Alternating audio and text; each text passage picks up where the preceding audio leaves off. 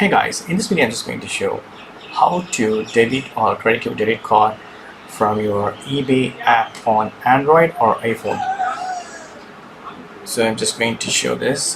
This is my eBay app on my Android phone. So here we need to click this. Once you click this, right, you can see some options. Payment options that you need to click on that. Once you click on that, right, you can see whatever the credit card or debit card details has been added.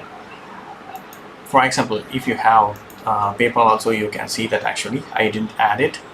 So right now I'm going to just remove this credit card details. Just click this. Here I will have these options. Delete it. If you click this, automatically it will be deleted. That's it. See this option, delete payment option, to easy second you have to add this payment option back to your wallet. Yes, I'm going to say yes. That's it. Hope this video is very much helpful. Thank you so much for watching. Please provide comments and feedbacks in media forms. Thank you. Bye.